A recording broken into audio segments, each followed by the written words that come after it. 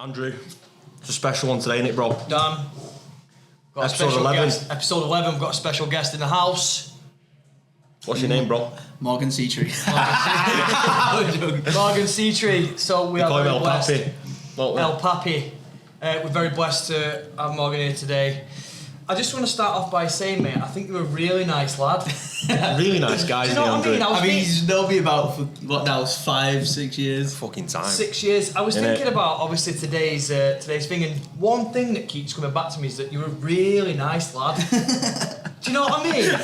We've known each other for a long time now, and I feel like I'm a really proud dad. Yeah. Do you know what I'm saying? Big up, Big Bri. And Yeah, big up, bro. And the reason is because Morgan's reaching unbelievable levels with his music, and I think Very early on as well. Very early on, and we've really enjoyed watching you grow from doing this whole thing. So we want to share Morgan's story a little bit because he's a good friend, and we want to make sure that we express ourselves correctly. 100%. Let's get stuck in. Morgan, do you want to tell us about yourself, pal? Do you want to tell us where it all started? Where it all started for you, pal? You was in the Strength Factory early doors with your Yeah. dad, weren't you? Where was you at with your music that Then. early doors? Talk to me about them. Yeah, well, to be fair, I remember because like we've done some, like even when we did like the Strength Factory parties, hybrid O parties, I was like bringing the decks, DJing on them ones. But like at that time, that was even before I started doing like my own parties and stuff, wasn't it? Like, Yeah. I think at that time I was making music, DJing, and then I wasn't like getting booked anywhere. And then that's when like we was training there before the hybrid even opened when I was coming with Dad, because we came like. What Was was you like 15 or something? 2015 or something. I think my dad was on holiday and he found it on some powerlifting site. he was like, we went to some other gym. He was like, right, we're coming here. We're gonna do the proper lifts. I found this place, and then we just come. And that's how We we used to rock up with sleeves on, ready to go. Like, No, but you took your training really seriously, and so did your dad, didn't he? Took it very, very seriously, and we was buzzing Gum because shield was in, wasn't it? Yeah, the lot. Locked in. Because Gum I shield was remember locked us in. sitting down and doing a little bit of planning and stuff. This is what we do with your squat. This is what we do with your bench and dead. Yeah. I remember that. So at that time, you was literally just doing bits of stuff. Yeah, like I've been doing it for a few years, but I wasn't like I was posting stuff online and stuff, but I wasn't getting booked at any parties. I wasn't doing my own parties, so I was literally just making music and like DJing. having fun with it. Bedroom DJ, one of those. Yeah, just yeah. having fun with it, posting stuff on Instagram. TikTok wasn't even about then. Yeah. And then. It's I only remember, really been like I remember him coming in with his dad, me, and he's like skulking in with the little skin fade and that. But then he'd hear some whatever tunes we've got, and he'd be like, bad boy, you know. But then all of a sudden he started turning into like, he'll put the tunes on with the drums in. Yeah, Morgan, yeah. go and put a mix on now, lad, and fucking Yeah. box it off for us, because we've had the same mix on for the last 2 weeks. Yeah. Sorts and then of I was different making mixes just to put on in here, Yeah. because you had been hammering the same mixes for ages. But yeah, that's like, well, that was for 2015, so like that was probably, I've probably been doing it like 2 years then, because I started it in school, but I wasn't making any tunes then, and then, like, I remember when I first started doing a couple parties, that was before I started on Fussy, it was like a little mess around one, and then that was, like, that basically the reason to do that was because I wasn't getting booked anywhere, so I was like, I need to put Fuck something, it, I'll do it myself. I need to put something on, and like, and then learn it that way, and then, That was a mad little party, that wasn't it, the Unfiltered one, because basically the whole gym members turned up as well. Everyone rocked up, and he was just like It buzzing. was a good day though, wasn't it? It was like Funny. And since then it's just flown. It's just mad now. So recently you've just done a warehouse, which again, this is something that I was thinking about as well, and what I like about Morgan here is like you're about your people. Yeah. Do you know what I mean? It's like the guy knows where he's from, you know where you're from, and you really appreciate your people that show up. I think that's a massive thing. In anything though, like I think even in your side of things, like I think that they're the people. I think the people who've like, because you do something like warehouse, there's like 10,000 people there, but you've got like the people who come to all your stuff who've seen that progress leading up to that big show. So they come and they feel like they've been a part of it from the start. The journey as well. The journey, and then obviously then you're in there, and then they're stood in the crowd with people who don't know you, and they're like, oh, it's going off here, and then they're like, yeah, exactly. It's the OG ones, me. It's just like that though. It's just the cycle of like you got to do. It all builds up to them big shows, and then like that's you're doing it to get on that platform and do what you do anyway. What you've done in every set, but just do it on a bigger scale. Yeah, man. Do you reckon you'll get ever sick of that feeling? So, like, say when you come out of warehouse, obviously you've done your own shows in the past, but then warehouse is the one. It's like, yeah, I'm at warehouse, so that's the difference. Yeah. Do you reckon you'll get sick of that feeling of coming out? It's mad. It's so hard to describe. It's like the adrenaline's crazy. Like you shit yourself or not? I did before it. Yeah. As soon as you jump on though, I'm all right. It's just it's like the pre-anticipation of something you've not done before. Like I don't get nervous now for many other gigs. But like, because that one was a big one, but now I've done that, I think next time I won't be as nervous. But as soon as I jump on and start playing, I'm fine. Just gone straight away. Yeah, it's just like in the zone. Any doubts, yeah, just gone. In the zone. Yeah. What are your biggest worries? I could only imagine. Mine's for if the music goes off. It just goes off and everyone's like, what the fuck? It's happened. Shit. Nah, there's two. So there's one. The first, like every DJ's worst nightmare is you put USB in, and like when you sort your tunes out, if you don't eject it from your computer, it corrupts the USB. So like you think everything's fine, you put it in the deck and it says like not recognised because you've not ejected it properly on your laptop. And if you do that, I bring like 4 spares anyway. But if you do that, you fucked. It's game over. Literally got nothing. If you have one USB and it doesn't load, you're done. I don't know what you do. Does anyone do that? I don't know. I take spares. Does anyone risk that? I don't know. I just take spares. So there's that, and then the other one, and I did it at Mintfest last year. So it's like when you're playing and you've got like a track playing on that deck and the track that you gonna mix in on the other deck. When you're like vibing and dancing around that, I was like, God, this track was playing, and then I thought that this track that was playing was the one I was mixing in. Pressed that and it stopped the track that was playing and it was a massive tune and everyone was like, so then I just turned around blaming the sound guy like, fucking pray. I've got like, what's going on? It's a power cut, so knowing like trying to sort out rapid. Fingers moving like, fucking prick. Sound guy's like, nothing's wrong with it, you just gotta blend it.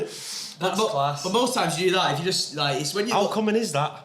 It happens. And do we just never see it? Yeah, people block it, like blend it out. So I don't think you notice in a crowd anyway. Like you don't know what you can't see what I'm doing. You just think like something's gone on. It could be anything. It could be a technical difficulty.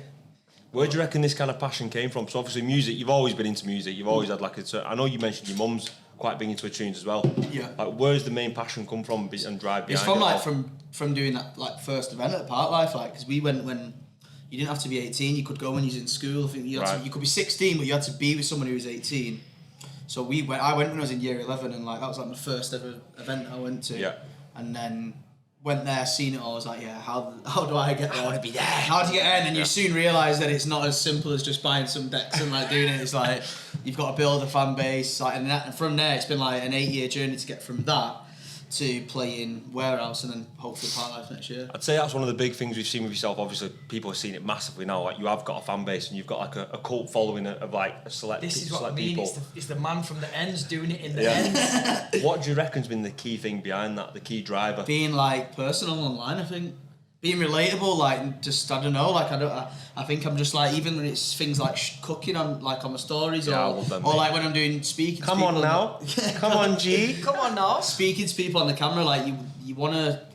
I don't know, it's not like a PR page, like someone's like, hi, I'm playing here this weekend. Like I always say to you, I want more cooking stuff. I know, I need to start more humour and more comedy with it. Yeah, I'm going to start a little, like, throwing a little cooking session on TikTok. It's true, because there's certain like DJs and certain artists that you definitely follow and watch more because they've got more about them than just playing tunes or being absolutely mangled on a video when you see them on Insta and stuff like that. If they've got a personality, like Fish, follow the Fish, fuck me. People only watch him because he's funny. He's mad as fuck. Like, it works, doesn't it? That's the key thing.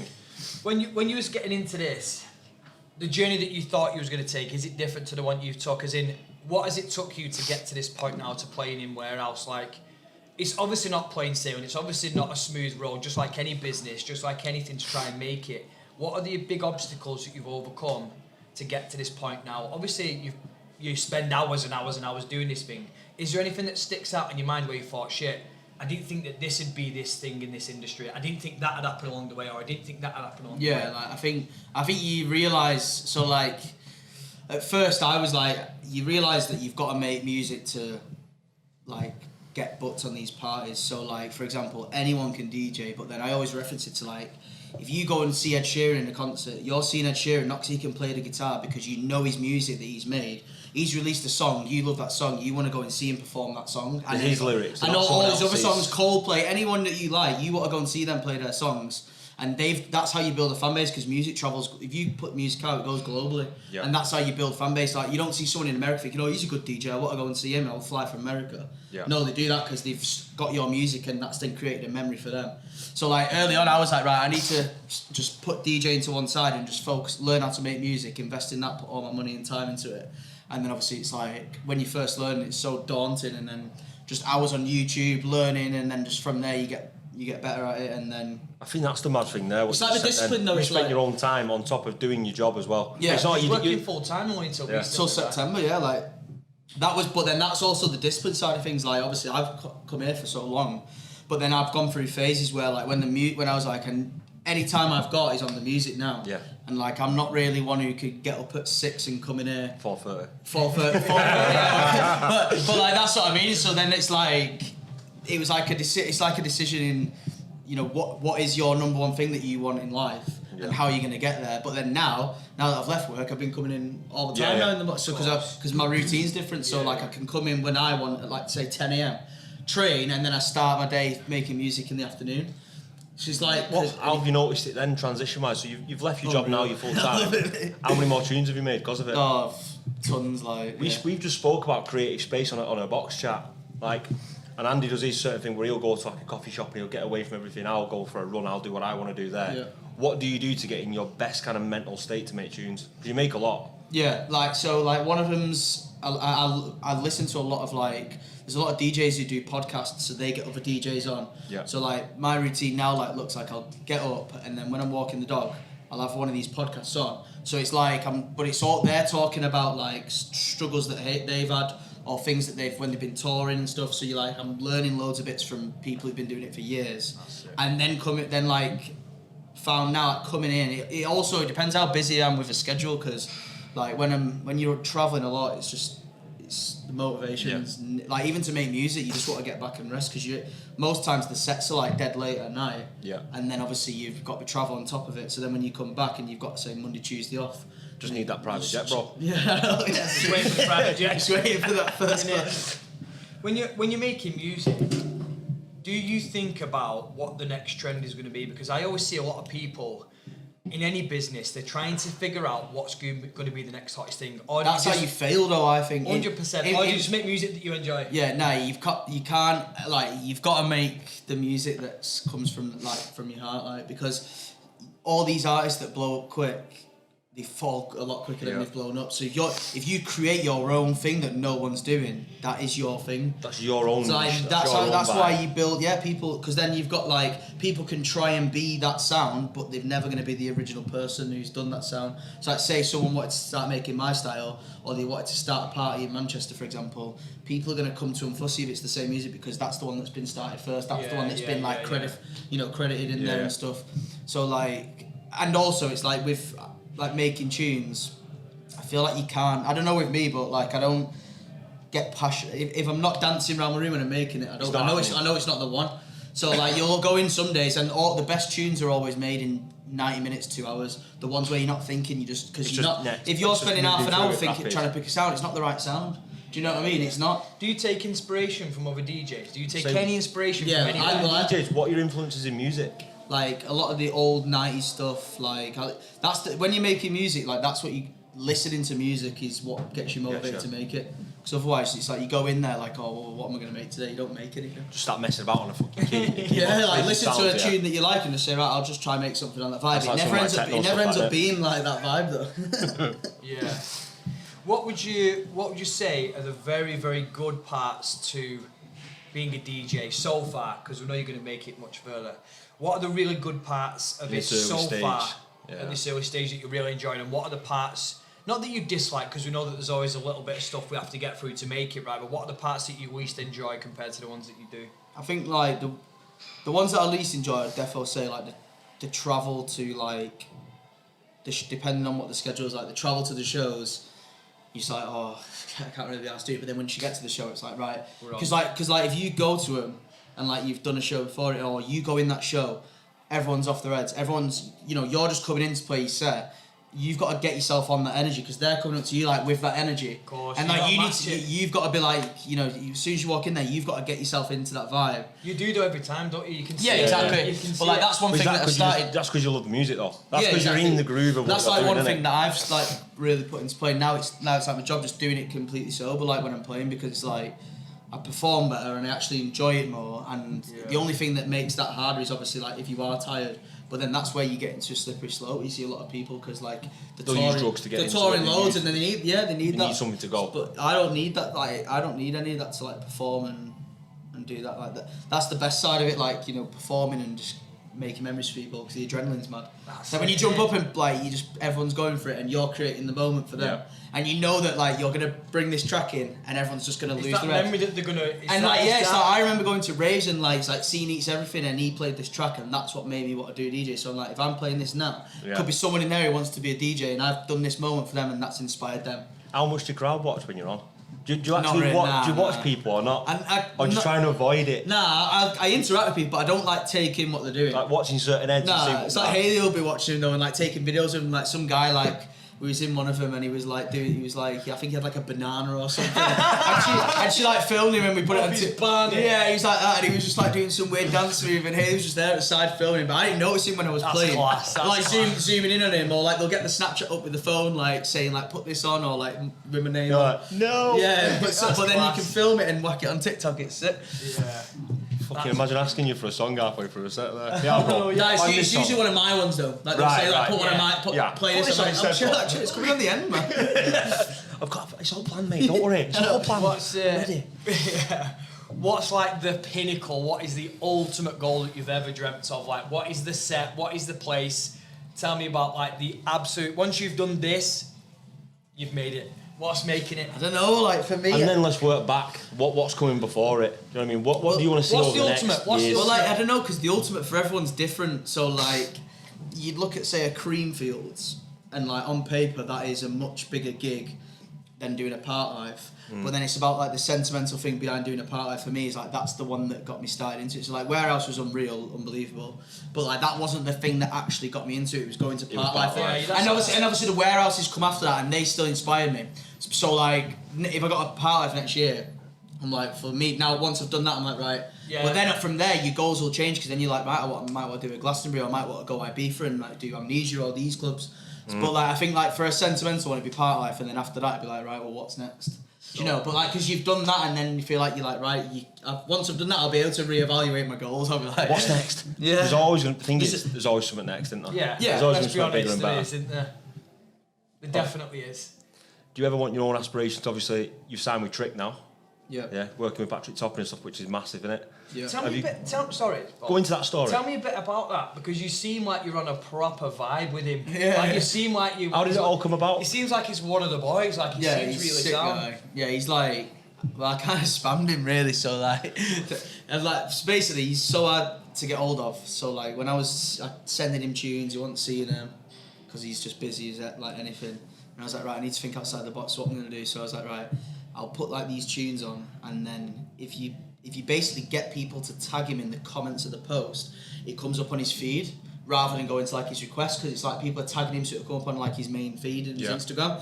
So then I was like, right, sweet, everyone, if you like these tunes, tag Patrick, tag Trick, about 150 people tagged him, and then he's seen it from there, followed me, and then he's just like, right, here's my number. Slow, just fade it. Yeah, he's just like, here's because he's like, right, he's obviously the tunes are good, he's on the vibe that I'm at, he's passionate about what he does, give me his number, and then I'll just speak to him all the time. And then obviously from there, it like led to getting, like went out, so I seen him in Ibiza, went to DC10 with him, and played my track there, and then from there we was like talking and then sending him loads of stuff, and then that's led to releasing on Trick, and he got me on Warehouse Project. That's class. But so he's kind of done what he needs to, like what he does. Like he doesn't need to do that, but he gets a buzz now because he's done everything he needs to do. He gets his buzz now. He's ticked all the boxes now. His buzz now is giving people these moments that he got given. Of course. So like he knows that he doesn't need to prove anything. He still sells out his tickets. You know, he's still relevant. He's still. He could just take your tracks if he wanted to say nice one. Yeah, exactly. But he doesn't. Because he's looking for the next wave as well. Because if he brings people like me through, you know, he's then building his stuff as well with the people he's bringing through. You, McVicker, Ben Emsley, Hannah Lang, all them. He's brought all them through, and look what they're doing now. So that's.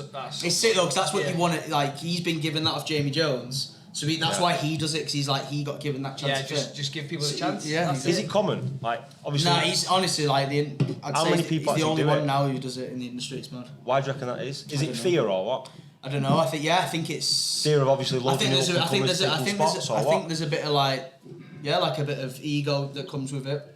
Potentially like, I see like paradise parties and stuff now. You know, they don't really. Everyone on them lineups are established names, like really established They're all names. It big used to be names. that You know you them all. release on Hot Creations and you'll get put on a paradise party like Patrick did. Yeah. But now it's like Trick is really the only one where he'll put people who've released on his label on early doors who aren't really established. Still up and coming because he artists knows and he can stuff sell like 10,000 tickets. So that's all the warehouse projects are only bothered if he can sell out the venue, which he can on his own name. So if he could do that and he say, well, you know, So he could do it if he went all night long.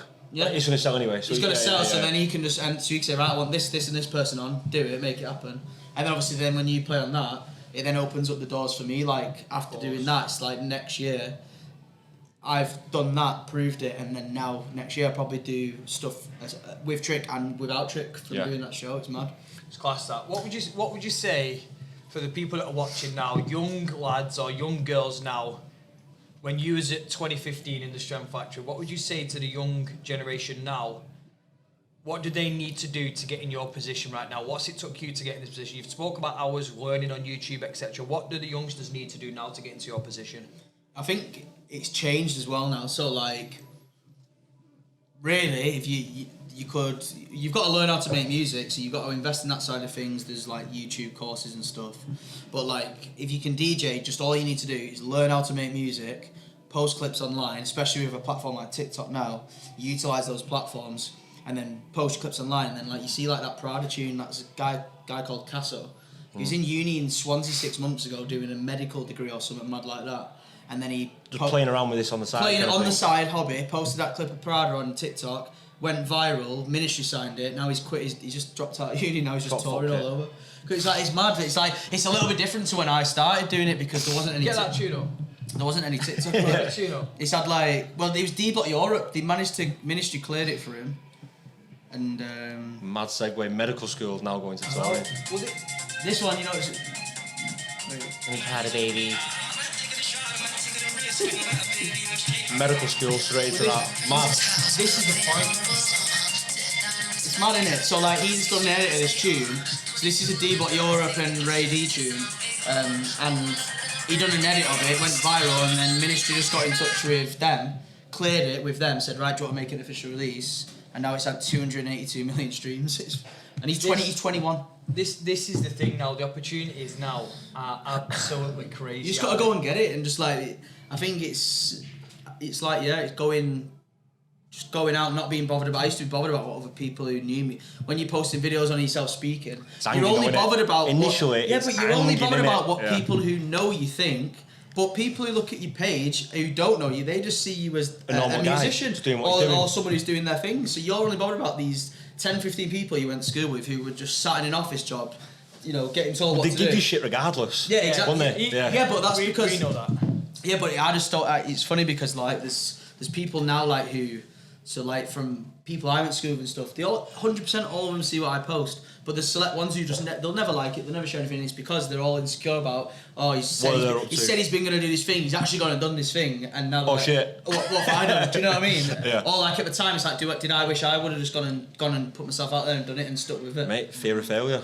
This is just a quick podcast interruption announcement. Just to let you know, I've got a new tune coming out on the 2nd of February called Follow You. It's coming on Ministry of Sound. Make sure you stream it when it's out and you can pre-save it now. Thank you. Come on, baby. We're back in the groove. So we were talking about fear of failure. We're going to segue. Andrew, it's bulky time.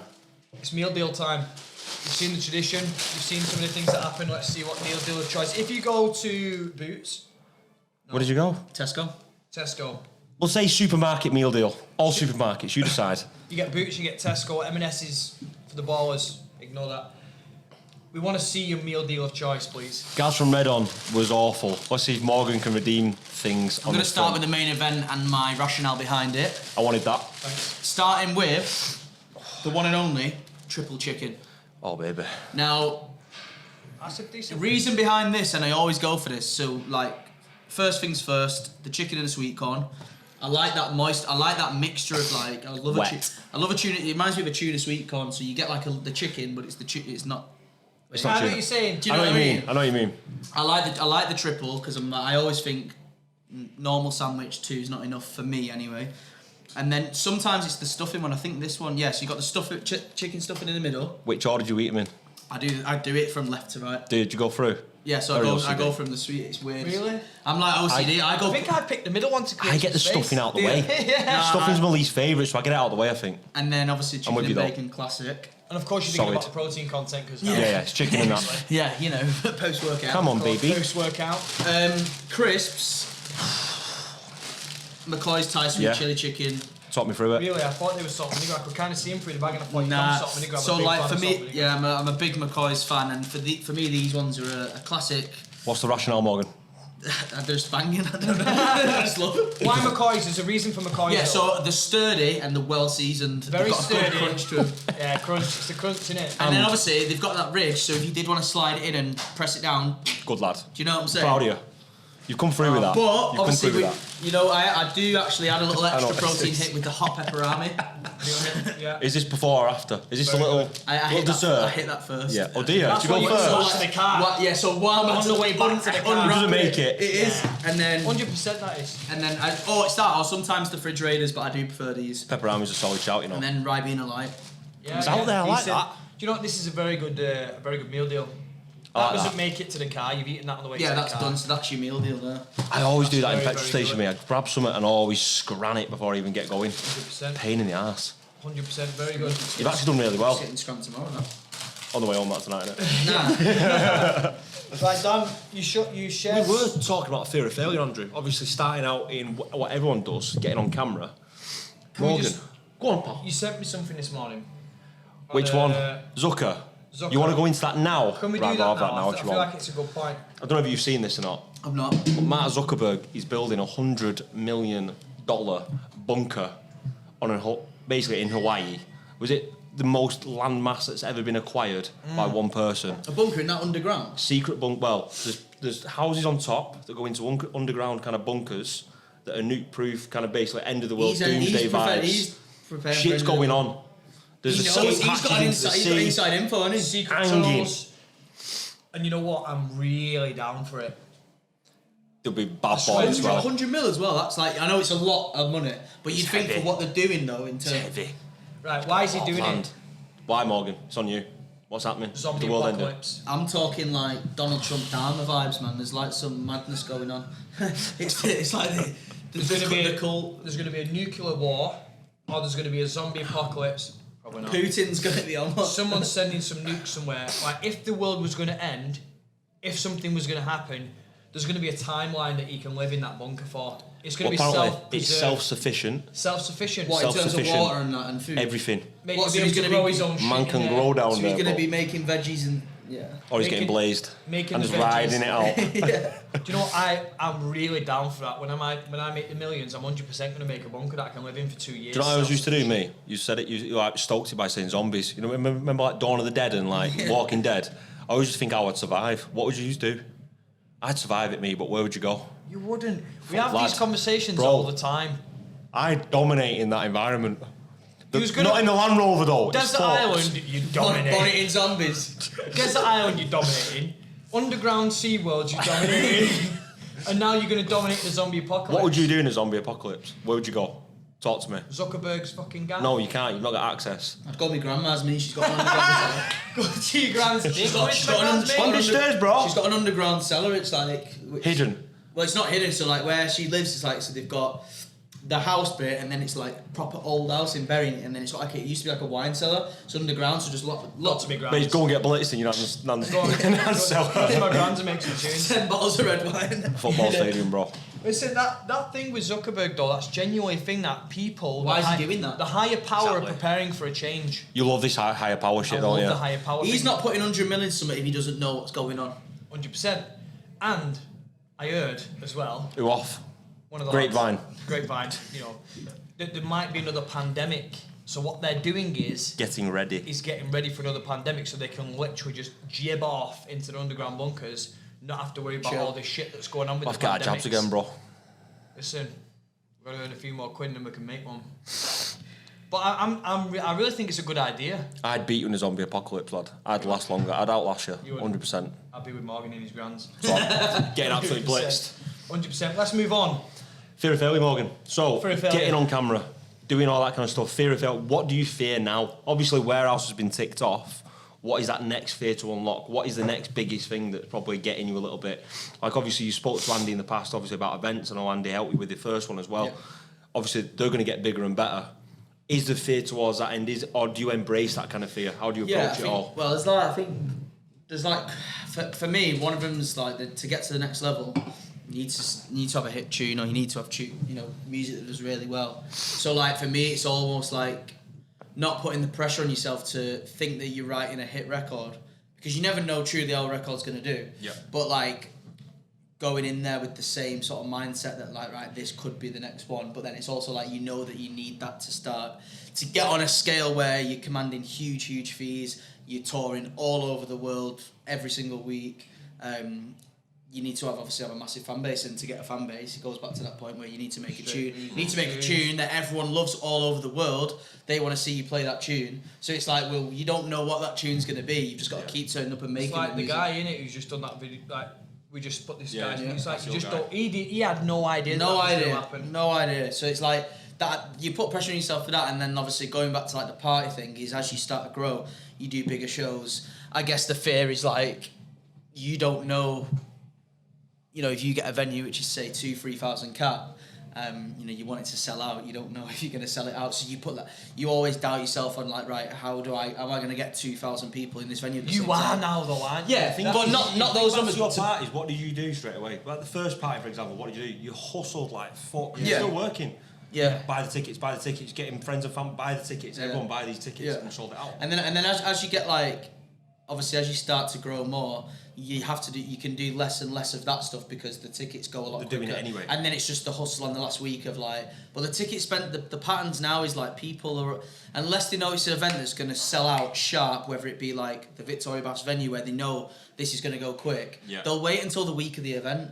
Or they'll wait until the day and get reefs. Yeah, the sales patterns is like the last week to the day of the event, because people just want to leave it to last minute. Or that stress you at first when you started seeing that pattern. Yeah, but now it's like, you know it's coming. It's happy. Yeah, now it's like, it's fine. But I think it's as you get to bigger and bigger size crowds and venues, obviously that comes with added pressure of having to deliver. If you're doing it for bigger promoters, or like say a warehouse, and you've got a warehouse show and it's your headline in it, the pressure's on you to bring those people in. But then the flip side is, they wouldn't be getting you to do it if they didn't think you could do it. Right. So there's two sides to the coin, but I guess it's just the battles in yourself and the self-doubt thing. And what do you reckon you could do next, or what are you thinking of doing to grow your brand even more? Obviously, like I know I in the past I've watched a lot of like Circle on YouTube, because they're always like mad scenarios of where they are in the world, like up Alpe d'Huez in like a fucking ski resort. Like we've got the Stephen Bodsey one where it's in like 007 thing. Like, do you look at things like that as aspirational and things like that, and trying to go a little bit different and get out there a little bit more? Yeah, like for me it's like trying to find stuff that no one else is doing. So whether that is like a mad venue, like if we did the swimming baths one, but like, to grow it next year, now that I'm starting to get, because when I'm playing in these other cities and countries, when I play it, I'm starting to build little pockets of fans in each one. So then it's just like, next year I'll be doing an Unfiltered in Leeds in Jan, so we're going to try and start taking it out to different cities, the ones that I've got a good core base in, and start to grow it in other cities. And then obviously when we come back to Manchester, spread that network. Yeah, because that's how there's only so far you can go in Manchester. You've got to then, before you saturate it, you've got to spread it out, and then you can do more events because you're doing them in different cities. So you could never do one event a month in Manchester, but you could do an event a month if they're in different cities. And then when you come back to Manchester, there's more hunger for it, because like, there's only one this year, I'm going and buying a ticket now. It's gone from 4 to 1. Exactly. So you're reducing your business isn't. You're still you're getting essentially more income because you're doing more parties in different cities, but you're reducing the supply of what you're giving in the city that you're from. So it means that then they're like, right, well, I know that there isn't one else this year, I'm coming in, I'm buying it, and then you could do a bigger show. But yeah, I think we'll probably do like probably two in Manchester next year, and then keep it at that and just try Thirsty. Thirsty. Tell us about your Christmas schedule. Tell us how where you're at. Down. Where are you at now? Cumbria on... Little ticket plug right now, Cumbria on Friday, Workington, Middlesbrough on Boxing Day, then I'm doing Belfast on the 30th, so fly to Belfast, then because there's no trains, so we come back from Belfast on New Year's Eve, then we've got to drive to South Wales, which is 3.5 hours, and then we're driving back straight after the set, so finish set at 2 in the morning, driving straight back, so that gets us back about 5:30, 6 in the morning.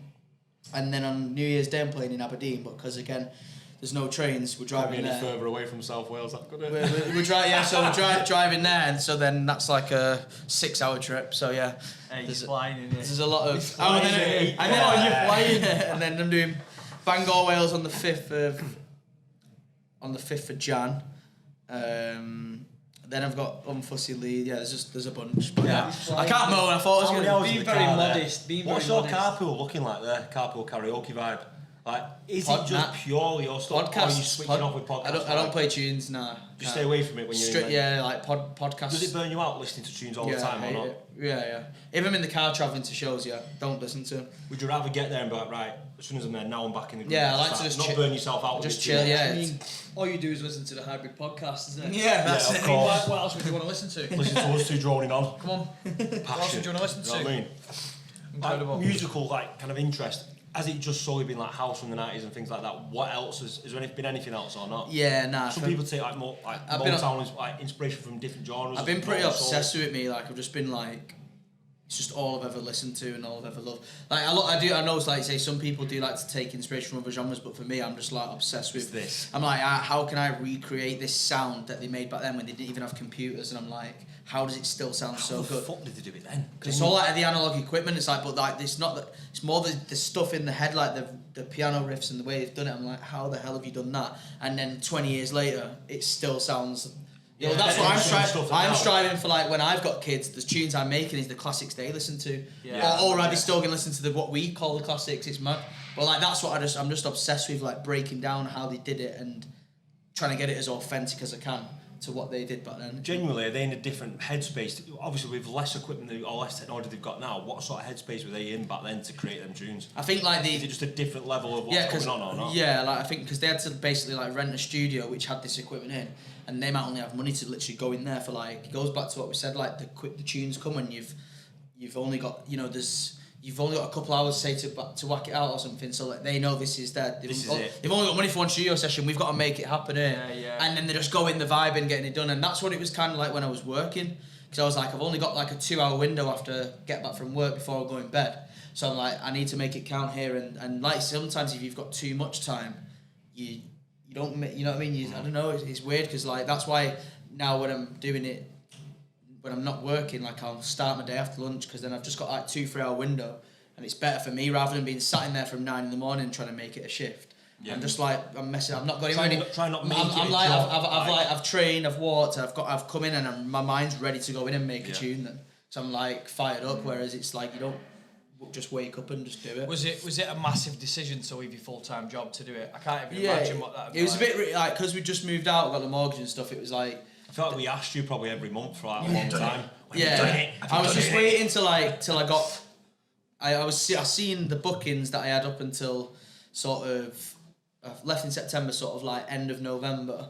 I was like, there's enough here in terms of the next 2 months to like sort of last me until like the end of the year in terms of finances, income, etc. Yeah. So I was like, once I leave, it's just like I've just got to go for it. And then I was getting like because I knew I wanted to leave in work. I was then just causing issues in work. So I wasn't like I was just. I was just like, I just can't be out. Like he's telling me what, like I'm just getting, you know what I mean? You do something at work and they just like speak to you like you're a dick, and I'm just like, I don't even need this job. I'm just like, right, I'm going. I just left, and then like since I've left, and then it's like the thing once you put all your time into it, you've got to make the bills don't stop, so you've got to make it work. And then like after that, everything's just started coming snowballing again. Because I think I'm in a better mind space to make it work as well. That's all you focus on. Is literally this is your priority now, isn't it? That's the key. It does feel weird though, because it's like same with you, and it's because you're doing what you love doing. You feel like you're not actually. You shouldn't be doing it for your job. It's weird. You get days where you feel like, fuck me, what am I doing? There's nothing going on here. Yeah, you don't have to make a tune every day. Like manager was saying to me, like you don't need to. You feel like you've got to be doing something every day, but you've not. Do you find yourself trying to all the time? Yeah, because or even if I'll get an idea, I'll just lay a little idea down. Start playing around. And that's still like even listening to a podcast to do with music is still working. You're still like benefiting the ultimate knowledge. You know what? I bet if you have this conversation with like the older generation, they're like, you're a fucking bum lad. Yeah. You're doing nothing. Well, I was out in the lads the other day in town. having a piss in this pub in town, and this guy was like, "What do you do, mate?" I was like, "I'm a DJ." Just started laughing. He thought it was like a wedding DJ. So let's go. I don't play like This Is the Way to Amarillo. I promise, bro. You know what I'm saying? Super one on OVKs. Nah. I made my own tunes, mate. Trust me, honest. Yeah. Guy, like, nah, mate. Fuck that. That's heavy. Morgan, I've really enjoyed having a chat with you today. Yeah, it's been really nice to get you down. Is there anything you want to add to the podcast besides an incredible meal deal? Follow the hybrid. Follow the Strength Factory. He's always back in the group. Come on, this is why you're here. This is why you're here, lad. Follow the hybrid. Follow the Strength Factory. If you're not a member, get down. Come on now. Nice. There's a cooking channel coming soon, isn't there? Cooking channel coming soon. Yeah, I'm going to open a kitchen. Actually, we bait you out on it here, and you have to do it now because you're actually saying it. Yeah, I'm manifesting it. I will. Cooking channel. I'm dead serious. Like, I want you to do it. Very heavy. Nah, but obviously, like, Morgan's been coming here for years. Like, it's been good to see, obviously, his journey and stuff, the way he's taking things now. It's mad. I'm proud of you, man. We're so honestly, lad. We're so proud of you. We was talking about it today, weren't we? Obviously, getting prepared for the podcast and whatever. And we're genuinely really proud of you, man. You know, we want you to hit the heights. Yeah, he's going to hit the heights. It's happening. 100%. Hustle's too hard for it, lad. That's it. I know. I honestly think you've probably scrubbed over a lot of the actual hours. Because you're very modest, I feel like you've scrubbed over a lot of the actual hard work that you do put in. Yeah. There was phases, to be fair, where you were training and then you disappeared again. You come back, literally, I've not got time. Graft. All my focus is on making sure these shows are fucking sick. Yeah. That's all I need to focus on. But that's just the thing. Yeah, it's like now it is just that, and it's like what are your priorities? Is you like if you want to be a bodybuilder, your priority is putting all your hours in the gym. If you want to be a DJ, your priority is not, you're not going to be in there lifting weights. You want to be in the. I've got to be there making tunes. Do you think if we did another podcast, you could teach us how to make some music live? Yeah. Could we make a track? I could teach. No, yeah, we just try and get us to mix and did on the fly. We just kept turning the volume up and down. We just kept just on the volume button. Yeah. We just whizzed one thing and we're like, come on. It was so bad, wasn't it? He was trying to talk us through it. I'm like looking and going. Yeah, it's going straight over the head, wasn't it? If we do another podcast, we should do that. I'll bring the lappy in. We've got 30 minutes to make a track. Yeah. So do you want to do that? And we'll call it the hybrid balance. As well, zombie apocalypse, whatever it's going to be, bro. I'm going to make a better track. We'll call it the hybrid dance, or whatever you want to call it, right? We're going to make a track in 30 minutes. It's mad because I'm still waiting on the jingle he said he'd do us as well, you know. Listen, man, thanks again for coming on the podcast. Big up. Pleasure. Big up the team. Sam Arky, it's been a pleasure.